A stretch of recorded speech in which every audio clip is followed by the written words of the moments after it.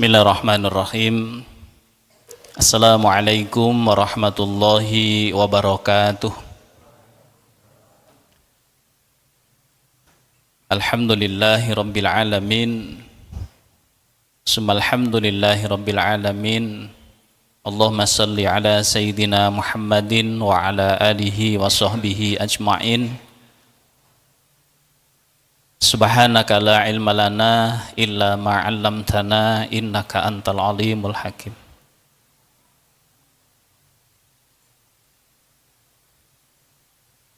Bapak Ibu jamaah, sahabat-sahabat sekalian yang dimuliakan oleh Allah, puji syukur marilah senantiasa kita panjatkan kehadirat Allah Subhanahu wa taala.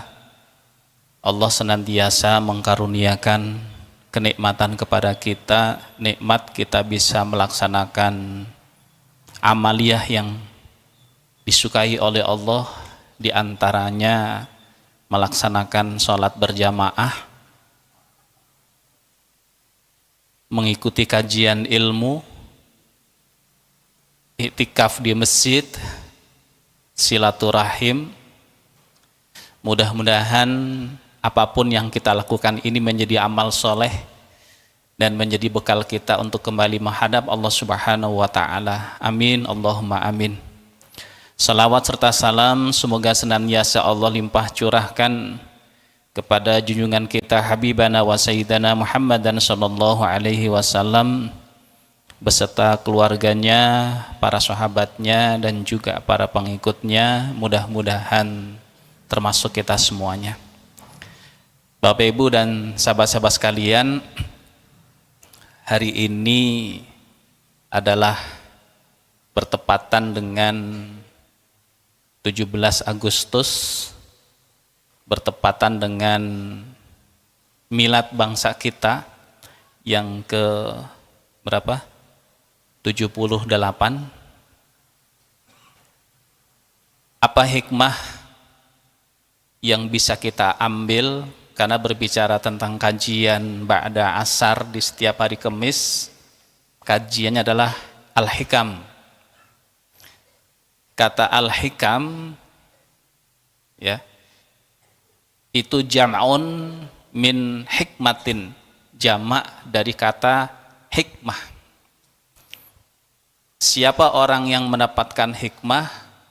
Orang yang mendapatkan hikmah adalah orang yang semakin yakin kepada Allah, orang yang semakin semangat untuk beribadah kepada Allah, orang yang semakin takjub dengan kebesaran Allah, orang yang semakin takut melakukan perbuatan-perbuatan yang mengundang murka Allah. Itulah orang yang mendapatkan hikmah. Yang pertama apa tadi? Yang nomor 1. Terus nomor 2. Orang yang mendapatkan hikmah yang pertama adalah orang yang semakin yakin kepada Allah. Yang kedua, semakin semangat. Dampak dari sebuah keyakinan adalah dia semakin semangat untuk melakukan amaliyah, amalan-amalan yang disukai oleh Allah. Yang ketiga, semakin takjub ya terhadap alam ciptaan Allah. Kemudian yang keempat, semakin takut melakukan perbuatan yang mengundang murka Allah. Itulah orang yang mendapatkan hikmah. Imam Ali menyampaikan kullu syai'in hikmatun, sesungguhnya setiap sesuatu itu pasti ada hikmahnya. Ya. Apapun yang kita lihat, kita dengar, kita perhatikan, itu semua ada hikmahnya, termasuk kemerdekaan bangsa kita. Di sana banyak sekali hikmahnya. Kalau kita belajar dari sejarah kemerdekaan bangsa kita, saat itu para pejuang bangsa kita, ada yang memang berjuangnya betul-betul karena Allah, ada yang berjuangnya karena dunia, macam-macam. Ada yang memang berjuangnya karena Allah, tapi ada juga berjuangnya karena dunia, supaya apa? Punya jabatan, punya kedudukan, dunianya mudah didapatkan. Berarti orientasinya berjuang saat itu adalah karena dunia. Tapi ada juga yang memang berjuangnya karena Allah, betul-betul berjuangnya karena Allah Subhanahu wa Ta'ala. Yang tahu hanyalah Allah dan dirinya tahu, saya berjuang karena manusia, karena dunia, ataupun karena Allah. Para pejuang bangsa kita, mereka yang tahu. Dan saat mereka berjuang, ya, saat mereka berjuang, yang dihadapi musuhnya dengan senjata yang lengkap. Benar ya? Katanya begitu ya. Karena waktu itu kan saya belum lahir, jadi nggak tahu. Kalau Bapak sudah lahir belum, Pak? Belum juga ya. Sama kalau begitu, kita sama-sama belum lahir. Jadi karena membaca saja dalam sejarah. Para pejuang bangsa kita menghadapi musuh penjajah saat itu, mereka menggunakan senjata lengkap, kita menggunakan senjata ala kadarnya. Bambu runcing, ketapel. Ketapel itu kan kalau kalau bajunya tebel kayak dikelek-ketek kan gitu ya, nggak terasa. Bambu runcing. Tapi ternyata bisa mengalahkan para penjajah yang senjatanya lengkap. Apa di balik itu? Ada kekuatan di situ. Kekuatan dari mana? Kekuatan dari Allah Subhanahu wa Ta'ala. Kalau menurut logika akal kita, nggak mungkin ketapel, bambu runcing bisa mengalahkan meriam, bukan meriam Balina ya, bisa mengalahkan senjata lengkap, ya. Karena apa? Pertolongan dari Allah Subhanahu wa Ta'ala. Ini yang paling penting, ya. Hikmah terbesar dari kemerdekaan bangsa kita adalah membuat kita semakin yakin kepada Allah Subhanahu wa Ta'ala. Yakin dengan jaminan Allah, yakin dengan pertolongan Allah, yakin dengan karunia dari Allah, yakin. Yang buahnya tadi, kalau orang yang yakin tenang menghadapi hidup. Nah, itu poin pertama. Hikmah pertama adalah seharusnya dengan mengingat sejarah perjuangan para pendahulu kita yang menjadi jalan bangsa kita menjadi merdeka, hikmah pertama adalah mengajak kita untuk semakin yakin kepada Allah, karena kekuatannya ada di situ. Kalau kita yakin kepada Allah, ya, akan membuat kita semangat, akan membuat kita ikhtiar maksimal, karena orang yang yakin itu diimbangi dengan yang namanya ikhtiar. Nanti akan dituntun oleh Allah, diberikan jalan oleh Allah, akan ditolong oleh Allah Subhanahu wa Ta'ala. Nah, bagaimana agar kita menjadi orang yang yakin kepada Allah? Kalau kita belajar dalam kitab Ta'limul Muta'alim, ternyata di sana disebutkan kalau kita ingin menjadi orang yang yakin dan semakin yakin kepada Allah, maka bergaullah dengan orang-orang yang yakin kepada Allah. Berkumpullah dengan orang-orang yang yakin kepada Allah. Kalau dalam Ta'limul Muta'alim disebutkan, wa in kana dza syarrin fajannibhu syur'atan wa in kana dza khairin faqarrinhu tahtadi. Artinya gimana? Yen ana kanca Allah lakune ndang dohono, yen ana kanca bagus enggal ndang kancanono. Artinya ngerti enggak? Santri ngerti enggak artinya? Sok diterjemahkan. Wa in kana da syarrin fajannibhu syur'atan. Kalau ada orang yang akhlaknya tidak baik, buruk akhlaknya, jangan engkau jadikan tempat teman dekat, tapi dijadikan sebagai ladang dakwah untuk mengingatkan. Jadi jangan dijauhi banget, tapi mendekati untuk apa? Untuk mengajak kebaikan. Tapi wa in kana da khairin faqarrin hutah tadi. Kalau ada teman yang bagus akhlaknya, semangat belajarnya tinggi, sholatnya rajin, membaca Al-Qur'annya rajin, menghafalnya rajin, murojaahnya rajin, faqarrin hutah tadi, dekati.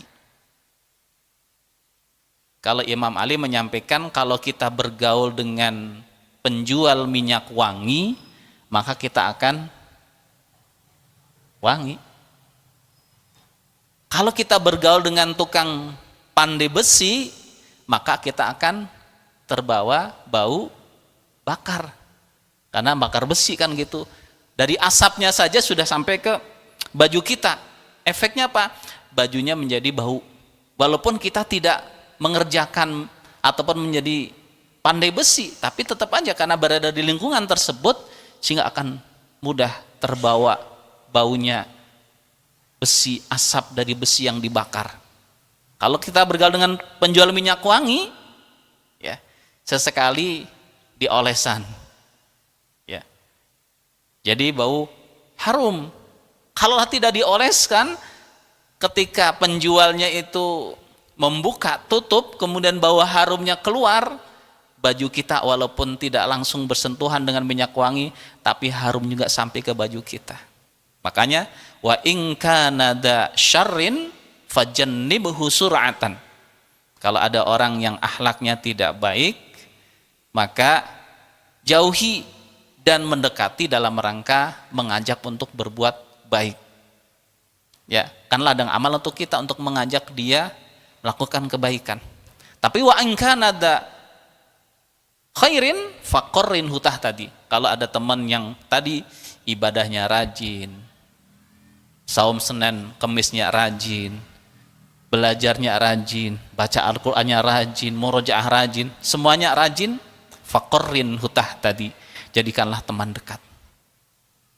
Jadi untuk membuat kita semakin yakin kepada Allah, salah satu jalannya adalah mencari guru, mencari teman yang menjadi jalan kita semakin yakin kepada Allah. Kan ciri-ciri orang teman yang baik adalah ketika kita bertemu dengan orang tersebut, kita semakin yakin kepada Allah. Kita semakin semangat untuk beribadah kepada Allah. Sederhana, mudah ya. Ciri orang yang baik ya adalah tatkala kita berjumpa dengan orang tersebut, kita semakin yakin kepada Allah, ataupun kita ingat kepada Allah, kita semakin semangat untuk beribadah kepada Allah. Dan ciri yang mungkin perlu dipertimbangkan adalah tatkala ketemu dengan dia, yang kepikir apa? Dunia, dunia, dan terus dunia. Ketemu dia pakai baju bagus, ingin seperti dia pakai baju bagus.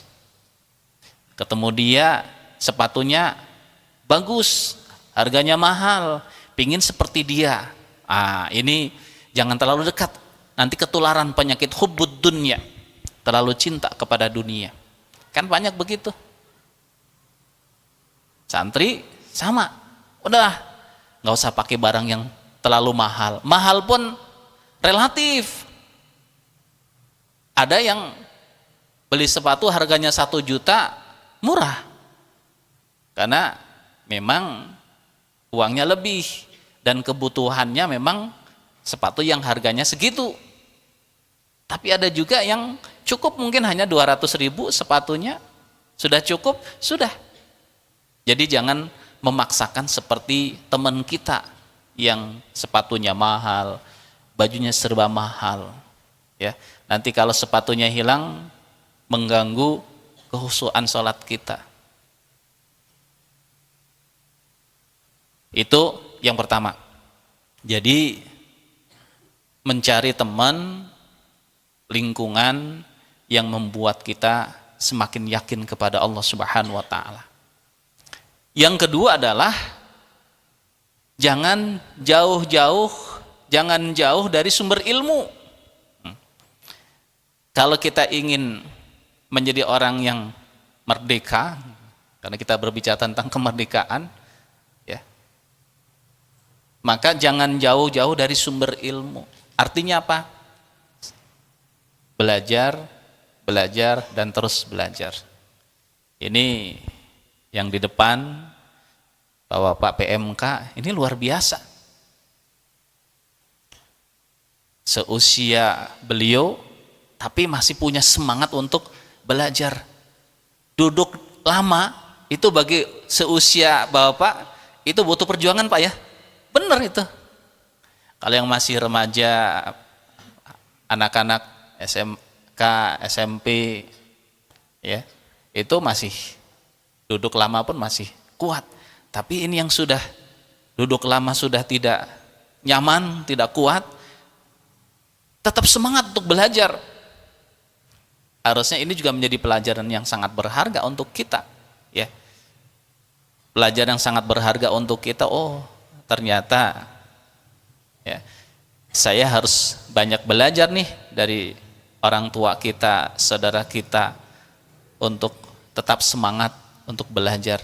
Maka jangan pernah jauh dari sumber ilmu. Belajar, dan terus belajar. Kemudian yang ketiga adalah, ini yang paling banyak menjajah kita. Kalau bangsa kita hari ini sudah merdeka, ya, 78 tahun yang lalu bangsa kita sudah merdeka. Tapi apakah diri kita sudah termasuk yang merdeka ataupun belum? Apa yang menjajah diri kita?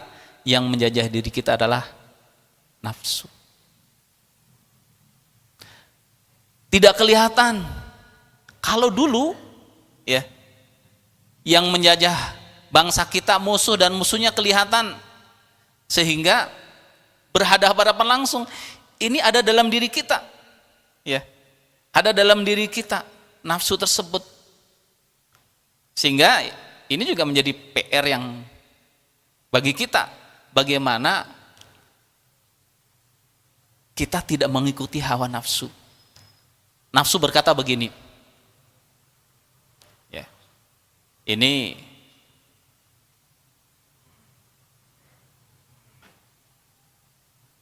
salah satunya, manusia itu fitrahnya suka terhadap dunia. Uang berkata, kejarlah aku, dan lupakan segalanya. Ini kata uang begitu, kejarlah aku, lupakan segalanya. Ini prakteknya terjadi enggak? Terjadi. Orang siang dan malam sibuk mencari uang, mencari dunia. Padahal dunia yang kita kejar habis-habisan belum tentu akan bisa menyelamatkan kita. Tapi nafsu mengatakan demikian. Nafsu melalui uang, karena sesuatu yang berharga adalah uang, maka uang berkata, kejarlah aku, carilah aku, buru aku, dan lupakan segalanya. Orang mencari uang, lupa segalanya. Untuk mendapatkan itu, karena ukuran kebahagiaan, ukuran kesuksesan adalah dunia, uang, sehingga kalau perlu menginjak orang lain pun diinjak. Kalau perlu menyikut orang lain pun disikut. Kalau perlu harus najong orang lain, maka orang lain akan ditajong untuk mendapatkan apa? Uang, dunia. Dan lupa segala-galanya. Bahkan kadang-kadang demi uang lupa keluarga, demi uang lupa anak, lupa orang tua, lupa saudara. Itu ketika ada yang silaturahim konsultasi tentang masalah warisan, ada yang konsultasi masalah warisan sampai bawa bedok gitu.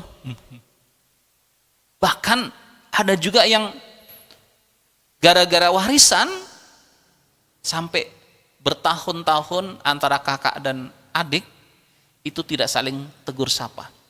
Ada yang sampai 5 tahun antara kakak dan adik, bahkan sama orang tuanya, sama ibunya, itu tidak saling tegur sapa. Bahkan sampai Idul Fitri, keluarga ini tidak kumpul, tidak saling ketemu. Masalahnya apa? Uang. Masalah warisan. Berarti dia belum merdeka, masih mengikuti nafsu, masih dijajah oleh nafsu. Kenapa di awal disampaikan uang? Karena sebagian besar karena uang itu penyebabnya. Karena uang kekeluargaannya jadi tidak harmonis. Karena uang kakak beradik jadi berhantam. Karena uang antara orang tua dengan anak tidak saling tegur sapa. Bahkan kadang-kadang karena uang antara keluarga saling membunuh, suami, istri, anak saling menyakiti. Masalah uang, mengikuti nafsu. Apalagi kedudukan, jabatan, dia mengatakan kejarlah aku dan lupakan segalanya. Ada orang untuk mendapatkan kedudukan, jabatan, ya habis-habisan, kalau perlu nyogok, sogok. Ada yang begitu ya. Untuk apa? Untuk mendapatkan jabatan, kedudukan. Dia melakukan segalanya.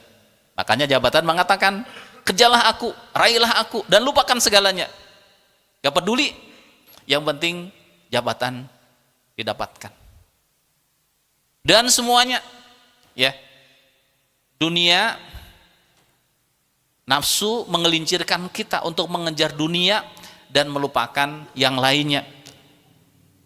Itu nafsu. Dan yang terbaik adalah kejarlah Allah, niscaya Allah akan berikan segalanya.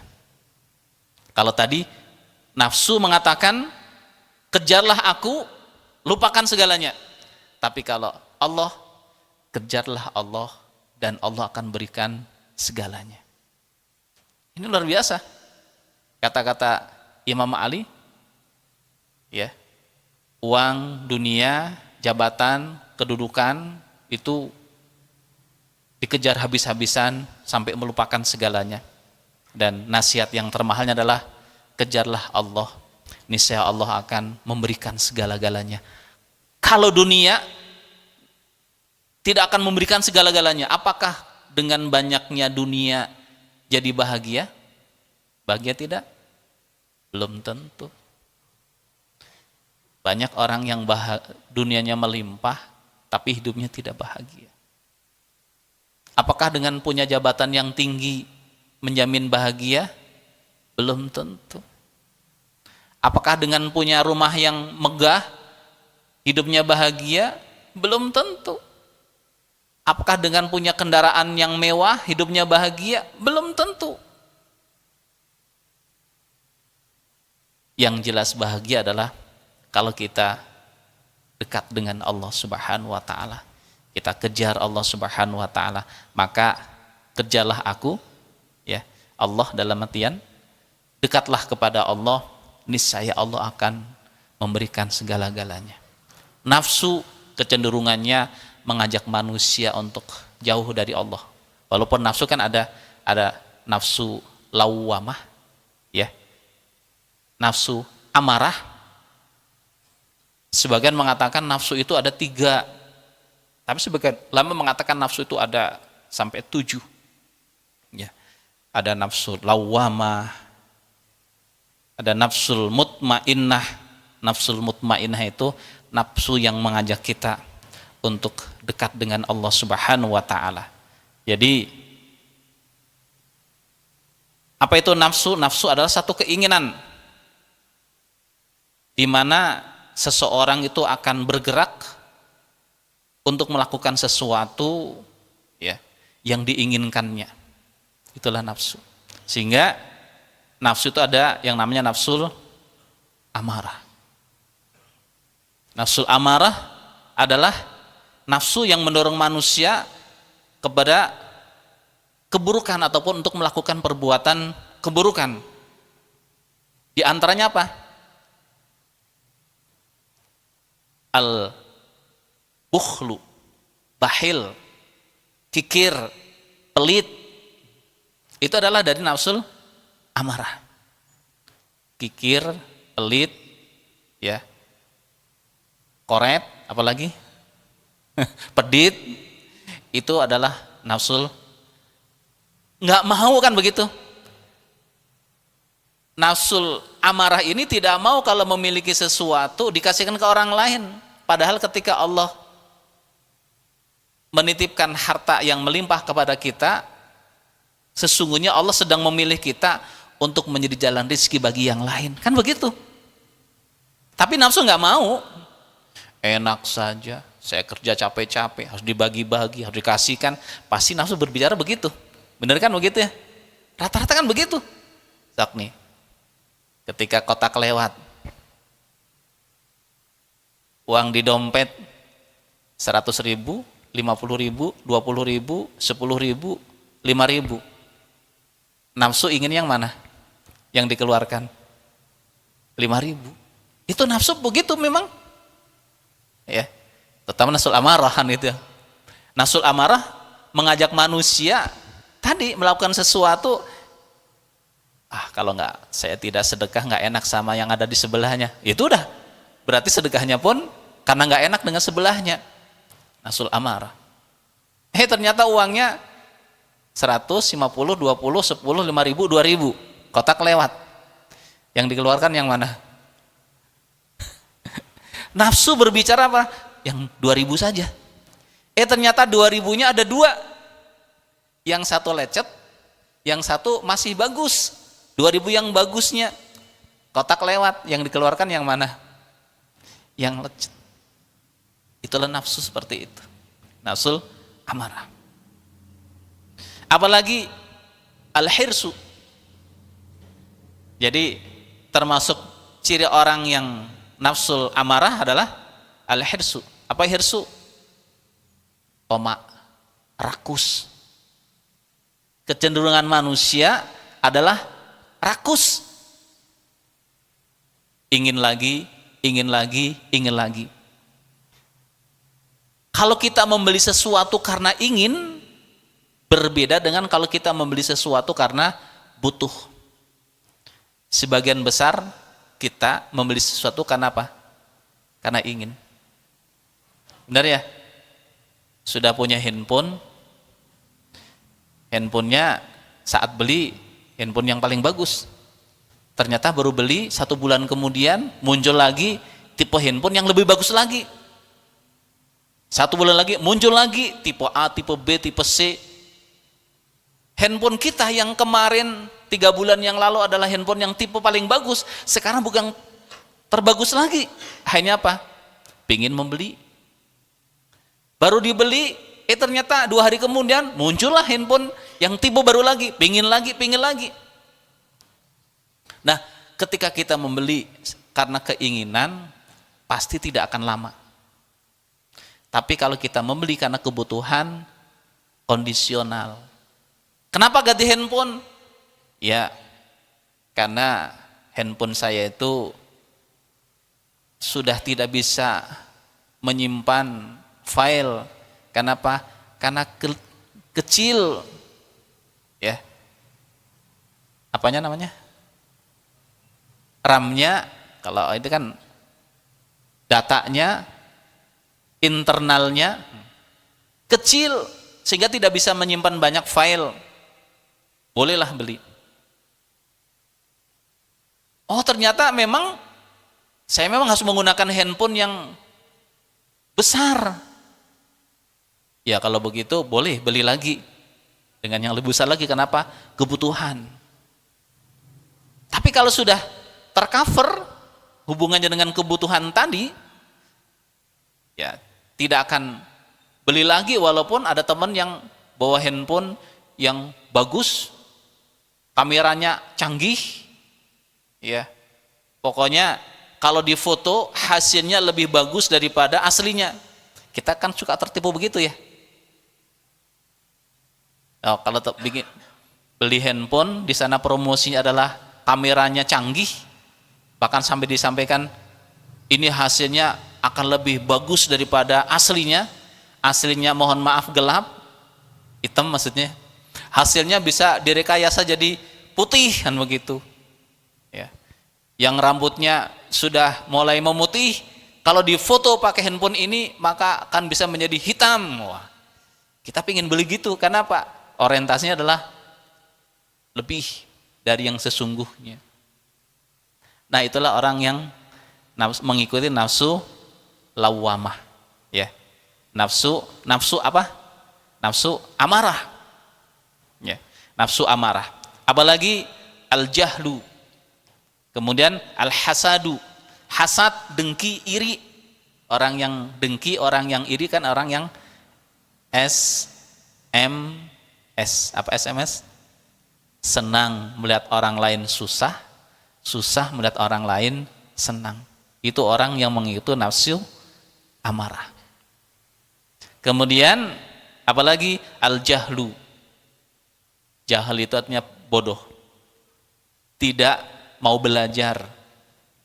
Tidak mau memperbaiki diri, merasa sudah cukup ilmunya. Itu orang yang mengikuti nafsu amarah, ya.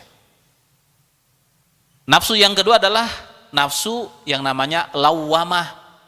Nafsu lawamah itu nafsu yang masih pada tingkat rendah. Kadang-kadang ibadahnya rajin, kadang-kadang ibadahnya tidak rajin. Kadang-kadang baca Al-Qur'annya itu semangat, kadang-kadang Al-Qur'an nggak kebuka sama sekali. Kelihatannya kita masuk dalam kategori ini sebagiannya. Nafsu lawamah, belum stabil. Ya, kadang semangat, kadang menurun, bahkan kadang sampai futur, ya. Sampai malas sekali untuk melakukan kebaikan, amal soleh walaupun ada di hadapannya. Ada orang minta bantuan, kita mampu membantu tapi nggak mau membantu, berarti nafsu lawamah, tidak stabil. Ya. Dan nafsu yang paling disukai oleh Allah adalah nafsul mutmainnah. Ya ayyatuhan nafsul mutmainnah, irji'i ila rabbiki radiyatan mardiyah, wadkhuli fi ibadi wadkhuli jannati. Orang-orang yang memiliki nafsul mutmainnah, tenang, ya, semangat untuk beribadah kepada Allah, rajin beramal soleh, setiap ada kesempatan untuk berbuat baik, amal soleh dia lakukan. Itu orang-orang yang memiliki nafsul mutmainnah. Nafsul lawamah, nafsul amarah, kalau masih ada dalam diri kita, berarti kita masih belum merdeka. Kan begitu? Karena hubungannya dengan kemerdekaan, berarti kita belum merdeka, masih dijajah oleh dunia, dijajah dengan keinginan-keinginan kita, dan ini membahayakan. Kalau sampai akhir hayat kita, kita masih mengikuti nafsul amarah dan nafsu lawamah, kita menjadi orang-orang yang rugi. Hikmah yang terbesar dari peringatan kemerdekaan negara kita yang ke-78 ini, kalau bangsa kita sudah merdeka, pertanyaan adalah apakah diri kita sudah merdeka ataupun belum. Jangan-jangan kita masih dijajah oleh apa? Oleh nafsu, keinginan yang membuat kita semakin jauh dari Allah Subhanahu wa taala. Strategi yang kita lakukan, satu adalah jangan jauh dari Al-Qur'an. Terus dekat dengan Al-Qur'an, karena itu menjadi panduan kita. Seperti nih, saya punya handphone. Tatkala saya beli handphone ini, dilengkapi dengan manual book. Bagaimana cara menggunakan handphone ini? Ada dalam manual book. Ketika saya beli laptop, di dalam dus ada manual book juga. Bahkan ketika kita beli mobil, ada manual book juga bagaimana cara menggunakan mobil. Ini mobil pakai bensin atau pakai solar. Harusnya pakai bensin, diisi solar. Bermasalah tidak? Masalah. Apalagi diisi air. Wah, semakin bermasalah lagi. Ada manual booknya. Allah Subhanahu wa ta'ala menciptakan makhluknya, manusia. Allah juga memberikan manual booknya. Apa itu? Al-Quranul Karim. Kalau kita ingin selamat, kalau mobil tadi, mobil itu bisa digunakan sesuai dengan fungsinya, nyaman, awet, maka ikutilah petunjuk yang ada dalam manual book tersebut. Sama, kalau kita ingin menjadi orang yang selamat, maka ikutilah petunjuk yang ada dalam Al-Quranul Karim. Berarti strategi kita agar kita tidak mengikuti hawa nafsu, maka jangan jauh-jauh dari Al-Quran. Yang kedua adalah pelajari isi kandungan Al-Quran. Guru kita Agim sering mengingatkan kepada kita, berikan target kepada kita, bukan hanya sekedar membaca Al-Quran saja. Bagus kita membaca Al-Quran, karena setiap satu huruf kita dapat satu kebaikan, 1 sampai 10 kebaikan. Walaupun kita tidak tahu artinya, tapi kalau kita tahu artinya akan lebih baik, pahalanya pasti lebih daripada orang yang membaca Al-Quran tapi tidak tahu artinya. Kenapa tatkala kita membaca Al-Quran masih suka ngantuk? Jawabannya sederhana, kenapa? Kita tidak larut dengan Al-Quran yang kita baca. Tapi kalau kita baca Al-Quran, kita baca terjemahnya, maka kita akan menikmati, bahkan kadang-kadang susah untuk berhenti.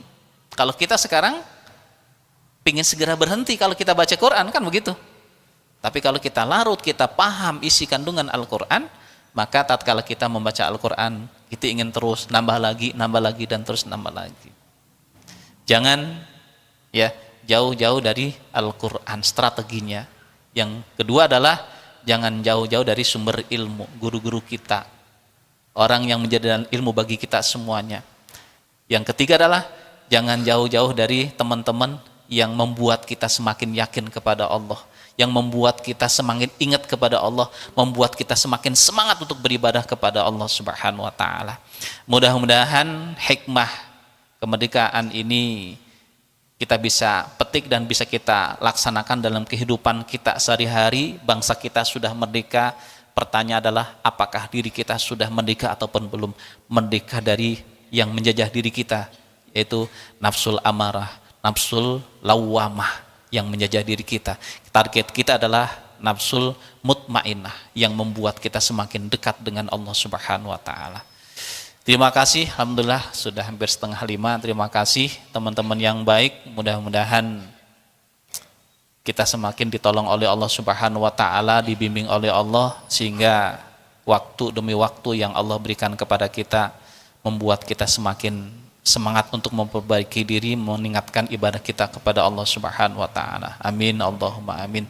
Terima kasih teman-teman sekalian, adik-adik dari SMA Darut Tauhid yang istiqomah bergabung, mudah-mudahan kita semua ditolong oleh Allah Subhanahu wa ta'ala.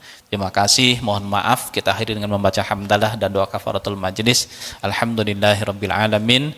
Subhanakallahumma bihamdika asyhadu an la ilaha illa anta astaghfiruka wa atubu ilaik. Assalamualaikum warahmatullahi wabarakatuh.